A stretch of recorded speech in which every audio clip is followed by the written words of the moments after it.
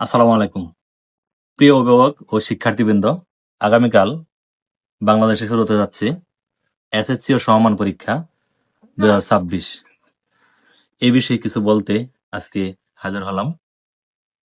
প্রিয় অভিভাবকদের উদ্দেশ্যে বলা, আপনাদের সন্তানেরা আগামীকাল পরীক্ষায় যাবে, তাই সন্তানদেরকে আপনারা উৎসাহী করুন। কারণ ইতিমধ্যে আমরা বিভিন্ন জায়গায় শুনেছি বা দেখতেছি বিভিন্ন জনে শিক্ষার্থীদেরকে অনেক বিষয়ে ভীতি প্রদর্শন করতেছে। কেমন? যে পরীক্ষার হলে ঢোকার আগে পুলিশ থাকবে, ম্যাজিস্ট্রেট থাকবে বা এসিলেন্ট থাকবে, বিভিন্ন কিছু থাকবে, আরো অনেক কিছু বলতেছে এরকম। তো আমার কথা হচ্ছে, আপনারা আপনাদের সন্তানকে সাহস দেন যে ম্যাজিস্ট্রেট বলো বা পুলিশ বলো বা যাই বলো না কেন, সকল কিছু তোমাদের জন্যই, তোমাদের সেবা দেওয়ার জন্য, যেন বাচ্চারা ভীতি প্রদর্শিত হয়ে পরীক্ষায় খারাপ না করে।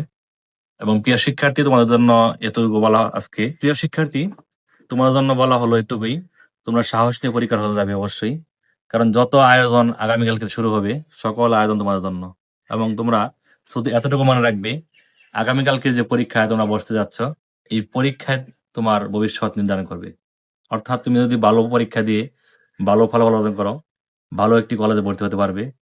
আর ভালো কলেজ থেকে তুমি ভালো একটি ভার্সিটি যেতে পারবে।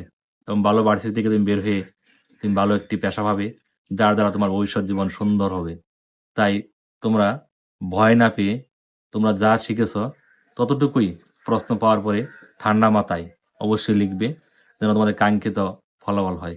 আবারও তোমাদের সকলের সুস্বাস্থ্য ও উন্নতি কামনা করে বিদায় নিচ্ছি। ভালো থাকবে। আসসালামু আলাইকুম।